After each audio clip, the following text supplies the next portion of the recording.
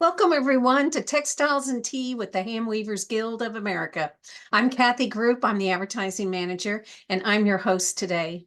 We want to thank our sponsor today, which is Ply Spinners Guild.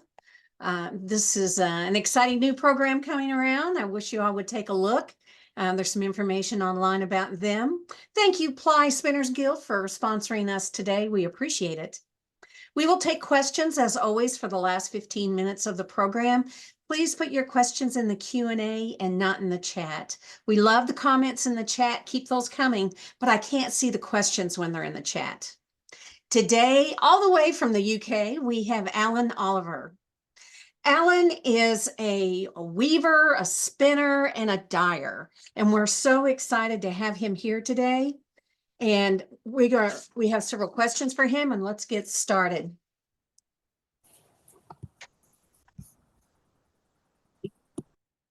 Mandy, let's go ahead and do those slides. This is one of his first works. And his second. And his third. It's like, if anything can go wrong, it all goes wrong the same day. We've had some trouble with technology earlier today. Hi, Alan. Welcome. Hi, Kathy. Nice to see you. We're so glad to have you here. I'm really pleased to be here. Thank you. What a beautiful setting. You'll have to tell us more about that. This is the studio. Yes. Unfortunately, there's nothing on the loom to show you at the moment. Well. We cut a piece off the other day, so I'm still to rethread. So nothing exciting to show you there. But yeah, it's a lovely space. I'm very lucky. Well, what is your favorite tea? As somebody from the UK, we're excited to hear this. Well, you know, because I am British, so I take tea quite seriously. My taste has become less and less refined the older that I get, I find. So now it's a cup of builder's tea, which I don't know in America what the equivalent would be, but it's sort of like a cup of strong coffee, really, you know. It's similar. You know, it comes out of the pot like tar. I've heard it mentioned in British movies, but you're right. I don't know what it is either. So how did you get started in fiber? Well, actually, it was whilst I was working in finance.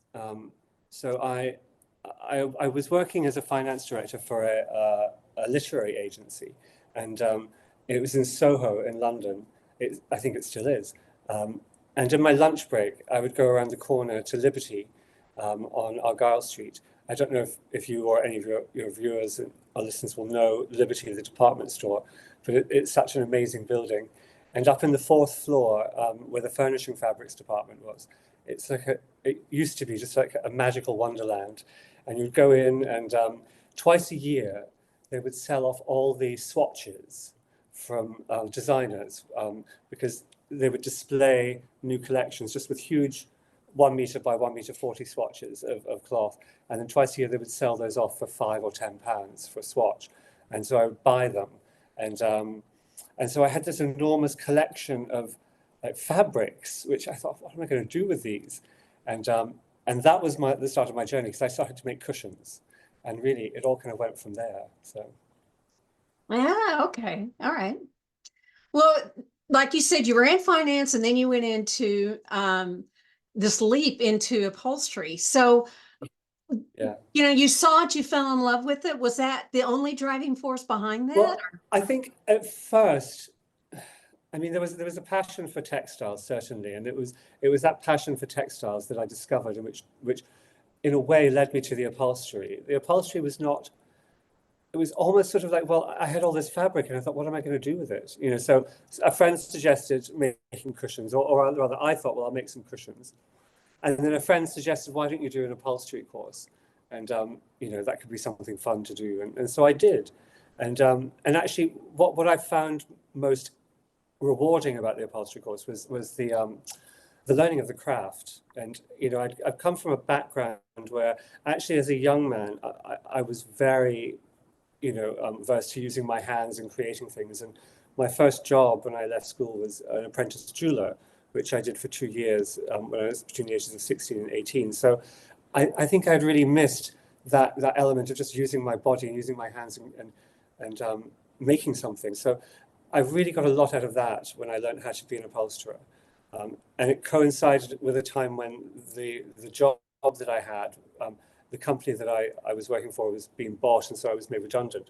And so I sort of had this moment in time where everything sort of, I suppose all the stars aligned, and I was able to have this opportunity to kind of change direction, which I think not many people are able to do, you know, so it's quite a privilege really. And this you know, opportunity was that, well, I have time and a little bit of money from redundancy, and actually if I want to change direction, here's this skill which I've developed over the last year or so. I wonder if I could do that. And so that's how the upholstery practice started. And I did that for about 5 years. Oh, But okay. the trouble with that is that, the trouble with upholstery is an amazing craft, but you rarely get the chance to really exercise it. Traditional upholstery, you know, most furniture now is not made in that way, and doesn't need to be prepared in that way. So you find yourself doing a lot of work which is really just, you know, recovering things, and it's fine, but it wasn't really sort of speaking to that part of me that wanted to make and wanted to, you know, use my hands in a sense, you know. And that's no offense to upholsterers out there who might be watching or listening. I think it is an amazing craft and skill. I just wanted to practice it more, you know, and that was where so it's sort of a circuitous route led me to weaving. So in this search for more, I did a weaving class at the Handweavers Centre here in London, which is they've been going for about 40 years, I think. It was 2 weekends, and that was 4 days, which was enough to just completely give me the bug. And I knew at the end of those 4 days that I wanted to weave rugs. And I don't know why, but I knew, well, I do know why. It's because I'm a bit lazy. So the joy of a rug warp is that you can use it for multiple projects, because my work is weft-faced. So you don't have to change your warp every time. And that was the appeal initially. I thought, not just that, but the idea of taking something off of the loom fully finished, you know, as opposed to weaving cloth, which I then would fashion into something else. I wanted to create something which stood alone in a sense, if that makes sense. Well, I have bunches of questions for you, but we've had some people saying they can't hear you. Can you move your mic closer to you? Yeah. Oh, there you go. Absolutely. That's much better right there. Okay. Is that, yeah, people hear me more there? Hopefully? I think that's better. Okay. I'll check what the sound levels are as well. Yeah, under the audio. Yeah. Yeah, I think it's on the highest. So Well, I think it's louder. I think it's better. It's clearer. We're getting thumbs ups and hearts, so I'm assuming people are saying yes. And I'll try to talk softer so people can turn their volume up. okay. So it's interesting that you, first of all, I want to say, I don't think it was laziness. I think it's the economy of movement. You know, it's saving that energy for more important things. But also, I thought it was interesting that, was there also an issue of that you could choose what the piece looked like rather than not having to, but you would buy cloth that's already done. Well, now you can choose to make it look whatever you want it to look like. Absolutely. And that's, you know, when I teach, that's people always say, well, why would I do this? You know, I can buy beautiful cloth. And it's like, well, absolutely, you know, but the joy of hand weaving is that option, you know, to be able to make decisions, design decisions, choices at the loom, and say, actually, right now, I need a pop of this, or I need to do that, and to be able to make those choices, which you can't really do, even with a pre-programmed dobby, in a sense, you know. So it's, you know, that for me is the joy of hand weaving, is being able to make those immediate choices, and almost in a painterly fashion, in a way, you know. That's how I see it, really. Well, the other thing that's interesting is you do a lot of plain weave. And I have to say, I think sometimes plain weave gets a bad rap that, you know, people say, well, it's boring, you know, there's not much to it. But we're going to show some of your works here right now. And I just think this shows how wrong a people can be, that this is some beautiful, beautiful weaving that you do. So what is the attraction to plain weave for you? Well, I think it's partly because it is, it's the basics, so that is where you start. If I spent a lot of time thinking about weaving, thinking about humanity, thinking about humans, why we do what we do. And if we take it, cloth would not exist unless we needed it, and but being typically human, we take it above and beyond that point to exquisite, impossible uselessness, because we can. But if we take it right the way back to that sort of real kind of need and that connection, in a sense, plain weave speaks to me in that way, but also it's so the opposite of boring. Tapestry is plain weave, so I mean, and you couldn't get anything more or less boring, rather, in terms of pattern or design. It takes a very long time. My work is more or less selvage to selvage, but with some of the techniques I do employ tapestry-esque techniques, shall we say, in order to get a lot of the shading. It's sort of a hatching technique, which I've bent to my own uses. So it takes longer. I know many other rug weavers, and I met Jason a few times, Jason Collingwood, before he retired, and he said, you could do what you do so much quicker using shaft switching. And I could, but it wouldn't look quite the same. I like the sharpness that you get from plain weave. So with shaft switching or block weave, you will always see a little bit of the color coming through from underneath. And I want that sort of real kind of sharp line. And it's just, how in weaving people get caught down rabbit holes, and you'll meet someone who's spent their whole life weaving plain weave linen and they've never done anything else. And that to me actually is what is so special about it. And we need that. We need people who have spent their entire life weaving nothing but linen, because that's where those skills go, and that knowledge, and that can be passed on. And so, yeah, it's just where I find myself. I have another friend who almost only ever weaves crockbrad. Is that how you say it? I don't even know. I've never done I it. know that's the But ongoing issue. Everybody pronounces it differently.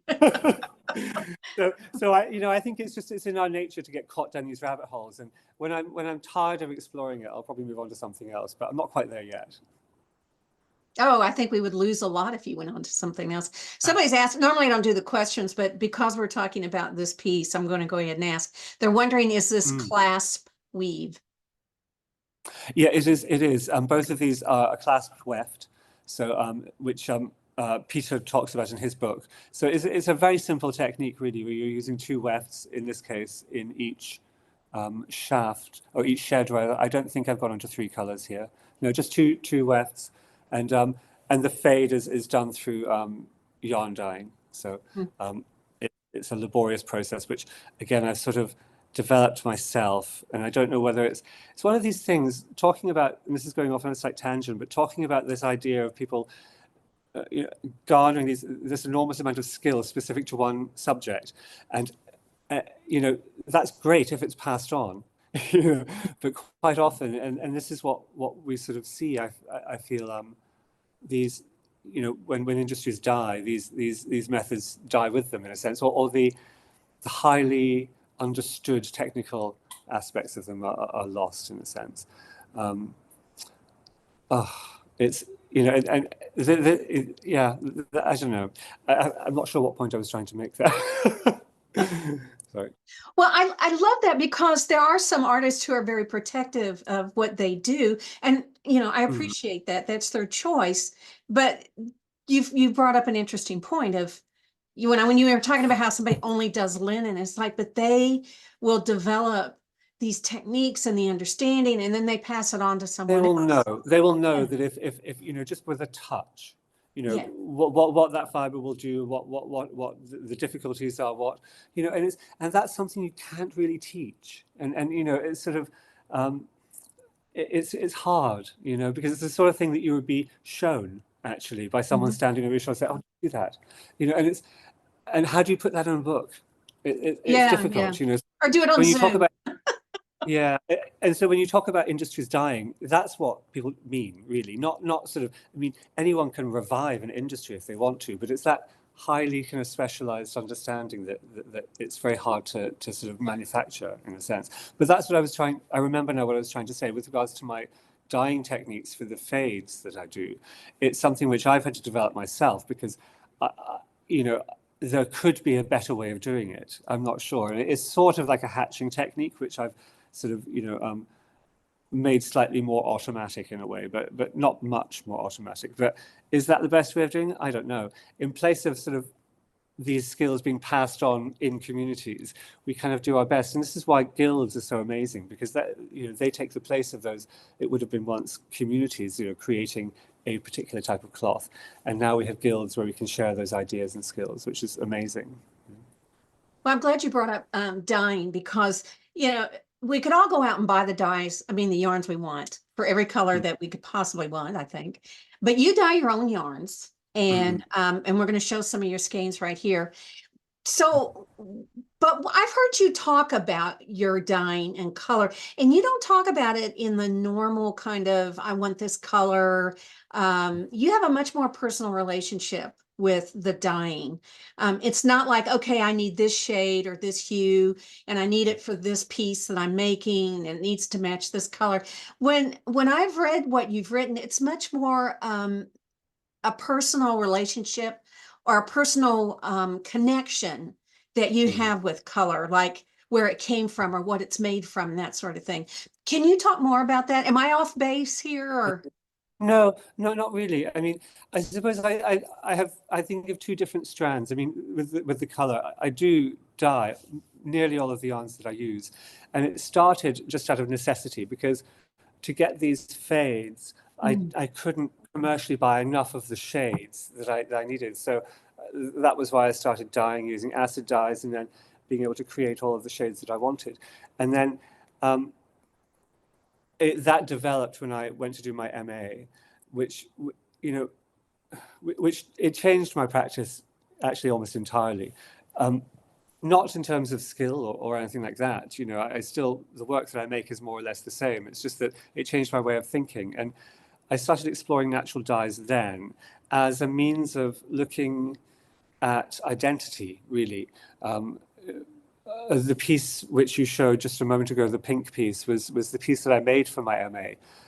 And it was all about, it was all about ideas around displacement and movement of people and place.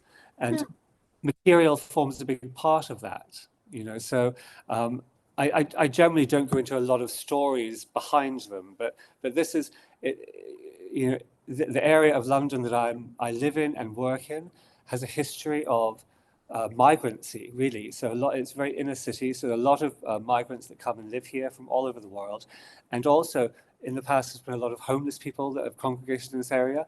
People coming into London from the south coast, because I'm right south of the river. It sort of stops here, and then the city of London is on the other side of the bridge. So it has this sort of history of being a very yes, just, very migratory, for want of a better word. And so I was really interested in this idea of displacement and movement of people. And so I was thinking about weavers. And of course, we have the Huguenot silk weavers here in London who were displaced from France. They were political refugees. And that was the basis of the British silk trade. And then you take these ideas further. There was a piece of cloth which I found, which was discovered in Australia, 300 years old, silk, woven by a silk weaver in Spitalfields. The colors were extraordinary. You would not believe it. And there was a lot of pink there. So to get back to this idea of color, what I find is that I'm more interested in process. So because it's about the pieces themselves, I think of as almost like maps. They tell stories. They're telling the story of humanity, really. They're telling the story of the people who made them, the materials which were used, where those materials came from, where the people came from. All of these things, these ideas are sort of encapsulated in a piece. And so for me, that idea of humanity is not necessarily about coming up with the color. You have an approximation of what a color might be, but actually it's more about the process, because that process is dictated by place. particularly with natural dyes. Where has the dye come from? Where was it grown? What were the soil conditions there? What are the water conditions where you are? How are you going to modify it? All of these will make changes. And I love the fact that you can never, ever, ever replicate a color, ever. When it's a natural dye, it's impossible. And so the color itself is not what matters. It's that process that matters, that connection with actually the materials that you're using. And the skill, if you like, is how you use it, and because that's the way I see, communities which are still dying in those very traditional ways. They'll have an idea that they want a red or a yellow or whatever the color is, but the color they get is the color they get, and the skill that they have is in how they employ that color. So in that sense, there's a very interesting relationship with me for color, but it's not always natural dyes. When I talk about, there are the art pieces, if you like, which have a different intent to a lot of the rugs. So the rugs can be based on some of those designs, but the rugs generally I use synthetic dyes still. I use acid dyes just because they're light fast, color fast. They're not going to fade. I would hate to weave a rug in a natural dye and for the client to phone me up 3 months later and say, it's white. That would be a disaster. Well, we're going to look at some of your works right here, and this is artwork. It was in an exhibit called Under Your Feet, the Contemporary Rug. It was an exhibit at the Ruthin Craft Centre in North Wales. Now, this first image is the whole exhibit, and yours is toward the right, toward the back. But first of all, I just want to talk about what a wonderful exhibit this is. I wish there were more of these. It was amazing. They really focus on rugs and what they're used for. I mean, they're beautiful. It was amazing. It really was. And it was just so amazing to be included in such a prestigious group of people. I mean, Jason didn't actually, unfortunately, have anything in that exhibit, but I mean, there was Christopher Farr, Margot Selby, Ptolemy Mann, some really exceptional designers and weavers, because they weren't all flat weaves. Some were, piled as well, like the one on the floor, which I think is probably, her name escapes me just at the moment, but so it was a real honor and a privilege to be included in that. But I don't know if it's what it's like, and I get the feeling that actually in America you take these things a lot more seriously than they do here in the UK. I think the correct pronunciation is Ruthin. It's Welsh. It's very northern Wales. So the Ruthin Craft Centre is the only craft exhibition space in the UK.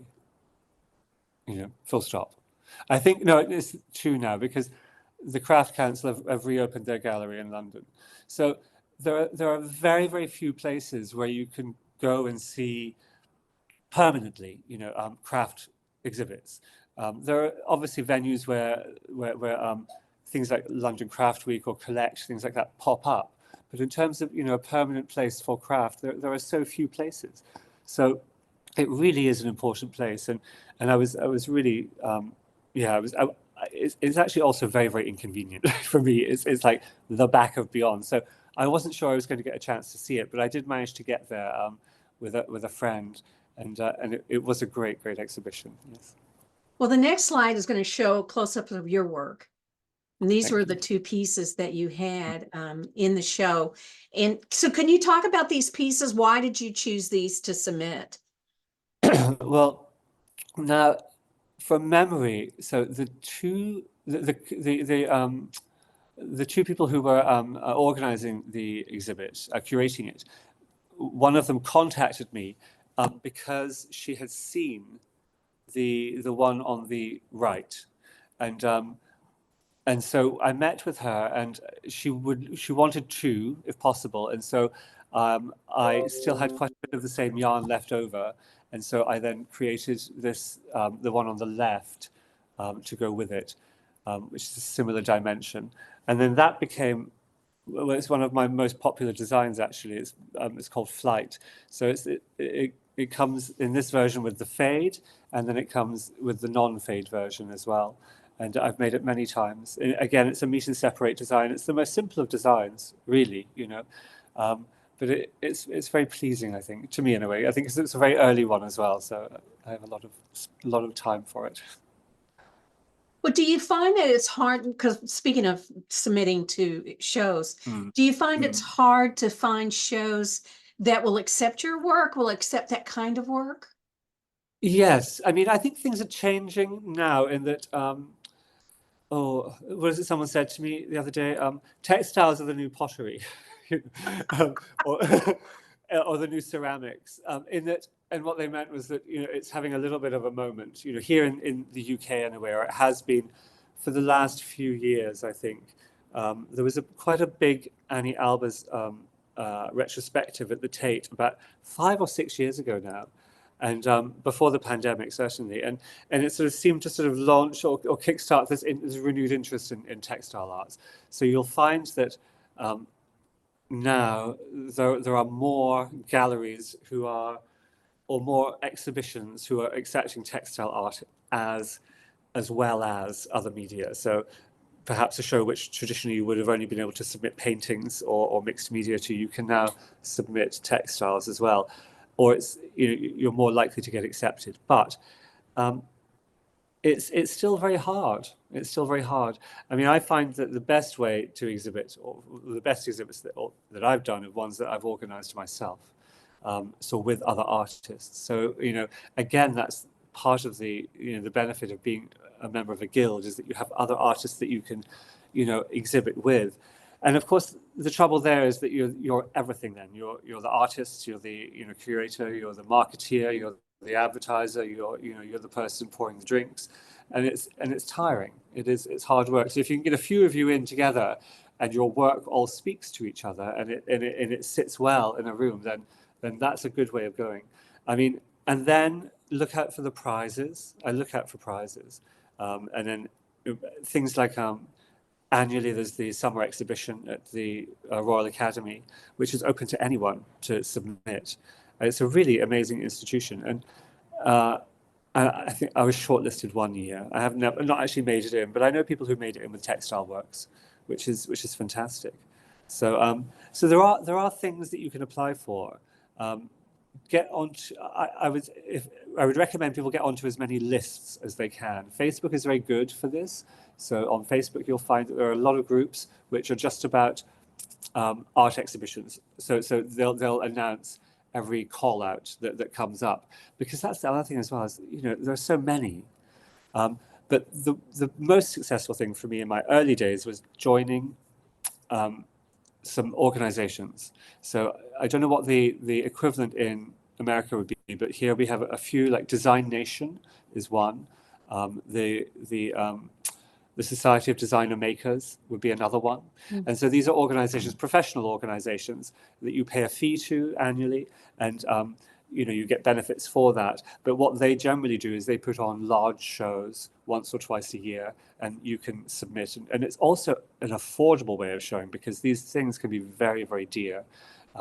Craft fairs can be dear enough, but then if you start doing trade fairs, for a stand, you're talking thousands upwards, and you won't sell a piece because it's a trade fair, so it's, you're just hoping that, it's, with all these things, I've sold so few pieces at fairs and markets themselves, but you do them because you just sort of, you don't know where it's going to lead to. And I've had people phone me the next day and say, "Oh, I saw your work yesterday. I'd like to commission something."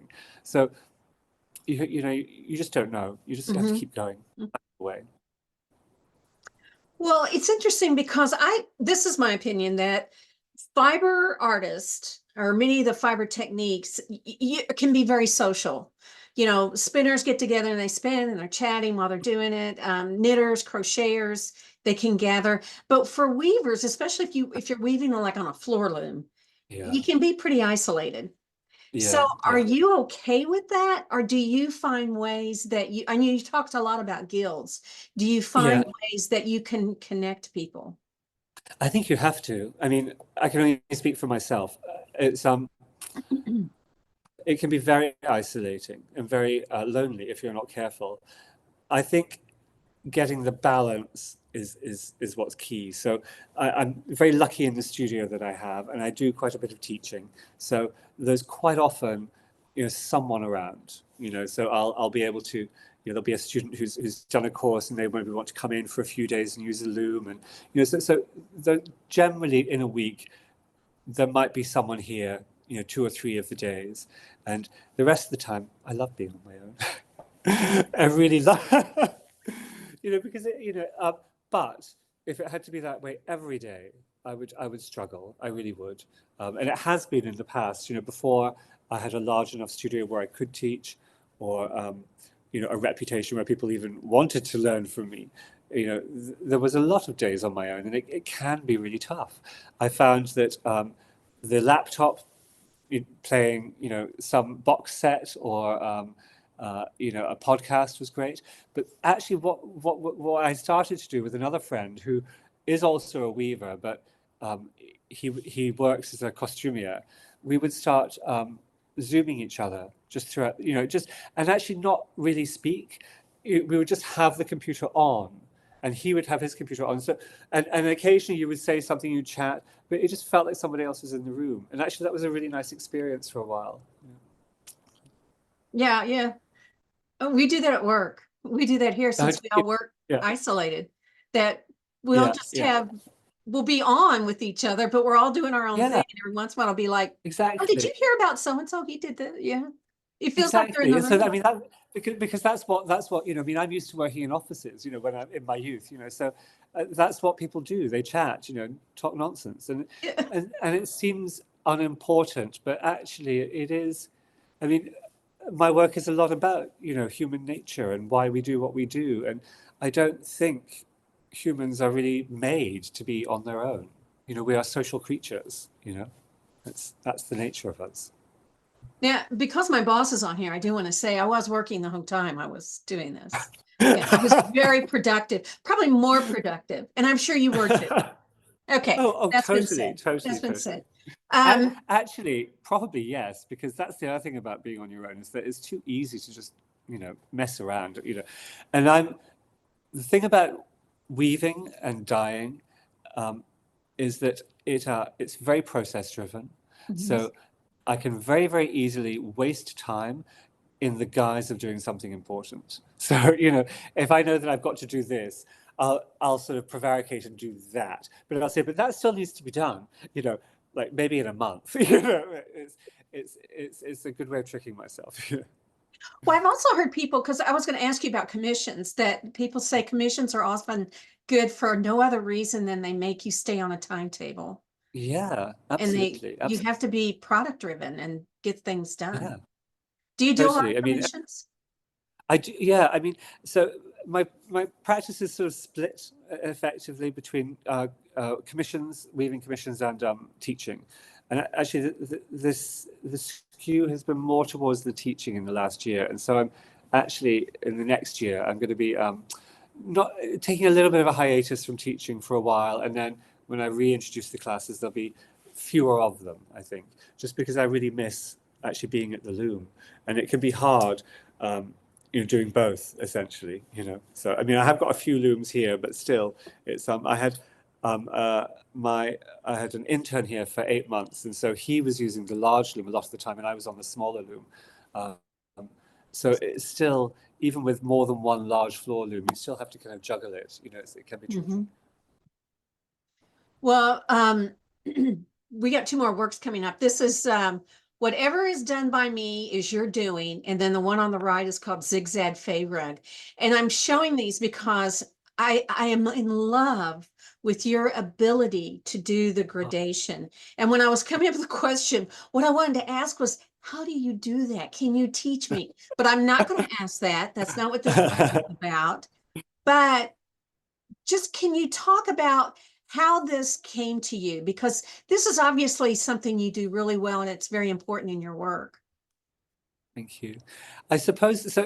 It was actually one of the first things that I started to do when I started weaving rugs. I think my very, very first rug, I think it was maybe it was the fourth or fifth. I wanted to explore this idea of fading, and and really, I don't know why. I mean, I'll ask my therapist. I think it's about loss, actually, if I'm really honest, and this idea of things just disappearing, from our lives, and this trace of things being there. And that's actually the idea behind this one on the left, because the title is ridiculous. Whatever is my doing is also. It's a quote from E. E. Cummings, basically. I carry a heart with me. That poem. It's really a wonderful, wonderful poem, and the idea is that oh, we are who we are, but we're also who everything that came before us. And you can take that idea into craft. You can take that idea into psychology, into anything. But nothing is original. We are all just extensions of what came before, and so that's what the title for me is about. And when I started off weaving, I really struggled with the idea of design, or what was design, how could I design, what was it any good? And this to me was something that I could understand. It wasn't necessarily a design, it was abstract, but I knew that it was, I understood what I was doing, and it seemed a safe place somehow, rather than kind of, because for a long time I was actually quite afraid of color, not individually, but using it together, which I think a lot of designers are. And having had no design training in my youth, I was faced with these blank canvases, the loom, the warp. What do I do? And not knowing, this is the direction that I took. And so it was a very organic thing to me. It just felt right at the time. And knowing, as I said, knowing that I wanted to explore that, then struggling to find the right shades that meant that I had to then go down the dyeing side, which became as much a part of my practice as the weaving. So it's interesting, the routes that take us to where we end up. But the process itself is I will teach you one day. It's a bit laborious, but Thank you. I appreciate that. I could just look at it forever. thank you. It's so subtle and it's just beautifully done. I mean, I've done gradations, but it's like Mm. you can see change color, change color, change color, change color. And Well, this just flows so this is beautifully. the thing. That's what I was always trying to avoid. I mean, I'm such a critic of my own work, and these two actually look quite good, but there's still some where I can still see that line, and I'm just like, oh no, it's not quite good enough. Um, Now this next work is called Current One, and again, it's more about color. And you have an interesting, this one especially, it's just an interesting combination of colors. And again, I don't know how accurate it is when you have it on a computer, but can you talk some more about when you said you were afraid of colors and combining them? Mm. This is a brilliant, example of that. Well, Can I you think this is talk some more possibly, about that? yeah, I think this is really one of the very first examples of doing that, actually, and getting over that fear. And I can tell you what the inspiration was. I'll show you, I'm forever losing my people. They always run away. Oh, they comes back. All right. which is this. And if you can see these amazing um, purples and pinks and greens. This was Oh, this was the inspiration for this that piece. And so it it's a was just, plant. yeah, well, this is a plant. But in terms of the in terms of the color combinations, it was looking at this and really thinking I really wanted to explore that relationship between pink and green. And at the time, I had just finished my master's, where I'd been exploring this idea of identity, and it was becoming apparent that the pieces that I wanted to make were these, as I was saying earlier, these sort of maps in a sense, or pieces that tell stories of place. And so and the dye is a big part of that, because the dye has to have a relationship to the place. So it doesn't have to, but it helps. And what is a relationship? Well, where am I? I'm in London. And so the identity of London is complex, but ultimately we can take it back to trade, I think. It's if we think of London, we think of the river, the Thames. which took goods all around the world and received goods from all around the world. There would have been people, spices, pigments, fibers, everything coming into the ports of London. It was a metropolis on its own, just the port. And so I wanted to make a piece that was about the river and about this idea of trade and movement and people and goods. And so it's called Current because rivers have currents. But also the idea that, it's like, I don't know, the pink, well, all the greens, first of all, come from London, and the greys.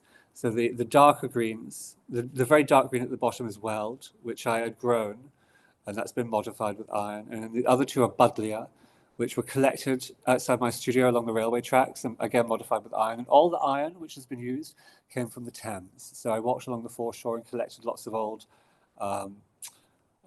nails and things like that. And then created an acetate from that to modify it. The grey, again, that's the acetate. I think it came from. That's not from London. I think it's. Oh no, I think it is actually. I'm trying to think what if it was oak gall or if it was. I think it was oak gall, which came from the park opposite my house. Yeah. So there's so it all comes from London apart from the pink, which is lac, and that comes from India. So in that is this idea of trade, but not just trade, empire, subjugation. And so this word current, it's sort of like, sort of, it can mean so many things. So that was, I think, the first time that all of these ideas after finishing my master's sort of came together and I kind of, and it's, I've employed this design so many times now. And actually it's one of these things that, and it's going back to that idea of why do you do plain weave? I've taken it even further now. and so I have this design, this particular design, which is just to meet and separate, but it's an equal division of plane. So each rectangular section is equally divided. And within those equal divisions, there might be changes in color. But I've employed it, I don't know how many times now, maybe a dozen times. And every time it's different, but I make myself stick to those parameters. So it's, I like to sort of, maybe that's why I like plain weave. Maybe it's a challenge to myself. Yeah. How can I say what I want to say within these parameters? Well, I want to move on to this next question. We're running out of time and people are asking questions. Sorry. But I have to bring this up because there's this ongoing discussion about craft versus art. And I was reading something that you wrote, and I'm going to paraphrase it. But it was just an interesting way of viewing this. And you said, because it's functional doesn't mean it's no less art than something else. Function is a set of parameters to fulfill.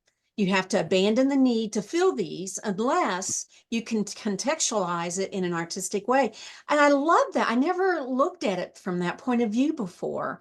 And it just sounds like you've really thought about this a lot, that this is something that you've thought through. I do think about it a lot. I mean, I always say that, I went to art school because I wanted to call myself an artist. I was a craftsman up till then. And now that I'm an artist, I want to call myself a craftsman again. So it's a tricky one. I think that what is the difference? I've really tried to think about that because actually, in terms of technique, there is no difference. There's no difference between a rug for the floor and something I make for the wall. So what is it that sets it apart? It's not just the natural dyes. It's the intent. It's the intention. I'm trying to say something which, demands it being put on the wall in a sense.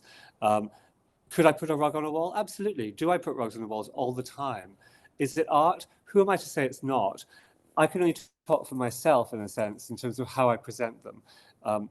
For me to call it a work of art, it has to sort of, it's moving from rugs are a funny one because it's not abandoning its function by being on the wall.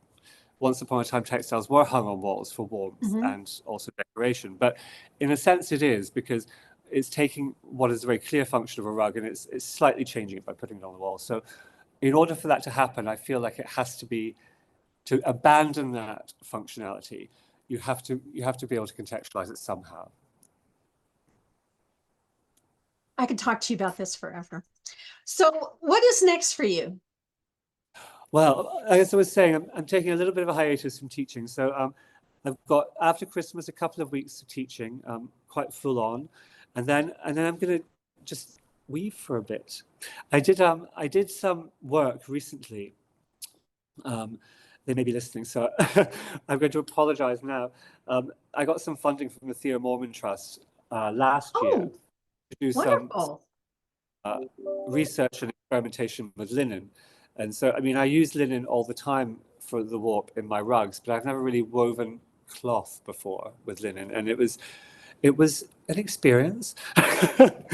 It was hard work. But actually very rewarding.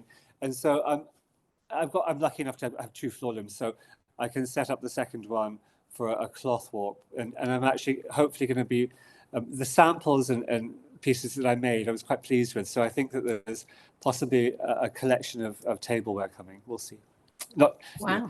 table, not plates, obviously, but We know what you but you know what I mean. Yeah, it's a fiber world here. We know what you mean. yeah. Well, we got a bunch of questions, and I'm gonna ask some of them. We're gonna be running out of time here, but um, well, first of all, everybody wants to know about your scarf. Oh, Did you weave well, there are it? two scarves. So this one is really embarrassing. It's actually not even a scarf. It's the remnant of a scarf, which I bought. I don't know if you've got it in America, but there's a shop called Zara, and it is just like, it's not a very expensive shop. It's sort of like an H&M. It's Spanish, I think. And they had this scarf, which was in like the basement bucket bin of like £5. And I think it's high twist yarn. So it's got this, kind of like Yeah. pleat, and I've worn it to death to the point where actually it started to fall apart, and I had to rip it in half. But I'm still not. I'm still determined to wear it because I love the color orange, and it's just a little pop of orange. And the other one is just a woolen scarf, and it's a lovely studio, but it's very cold. I want to go shopping with you. I think that would be an adventure. I think that would be fun. Um, Somebody wants to know, when you use avocado, do you use the skin or the combination of the skin and the stone? Both, yeah, skin Both. and stones. Okay. But Um, don't crush your stones. If you're going to try it, don't be tempted to cut them or anything like that. You'll get much better dye if you just leave the stones whole. wow. Mm. I didn't And know. also not too hot. Don't boil it to death. You can bring it to boiling point and then just sort of like keep it just sort of simmer. Yeah. Well, Anne Marie Mullins says your work is extraordinary. I agree. Oh. What is the size and type of yarns you're using for warp and weft? Do you use What linen is the for what? warp? Yeah, I do use linen for warp, and I Okay. can't remember the actual count. I mean, counts in themselves still confuse me. I think it's a 6-ply. Yeah, it's a fairly standard rug warp Okay. in linen, and I get it from Belgium. And my big warp is 120 wide, and I generally warp it so 4 working ends per inch. So, but I'll do twofold, so 8 ends per inch essentially. Oh, okay. Yeah. Okay. Um,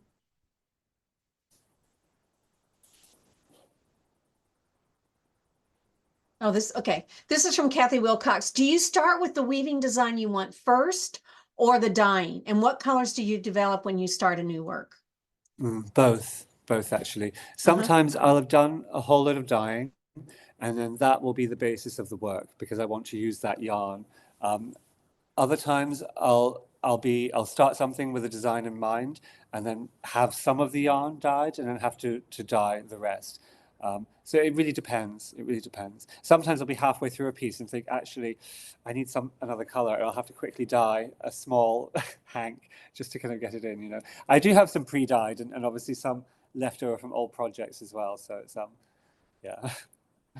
I don't think I'll let you answer the other part of it. The warp. Do you mostly do wool?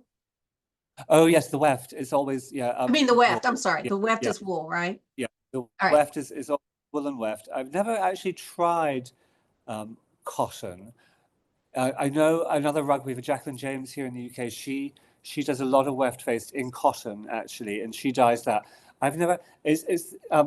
I've never actually dyed. I've dyed linen, which was tricky, but all right. And it's a similar process for cotton, isn't it? You have to use I think you can't use acid dyes because it's plant fiber. It's a little bit more involved. So wool is nice and easy, really.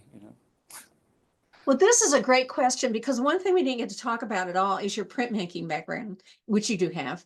And so Yes. somebody was Yeah. asking, Mm, is there a relationship between your weaving and your printmaking? mm. Um, there is, in that it's the antithesis of it, So, and that's sort of what I love about it in a way.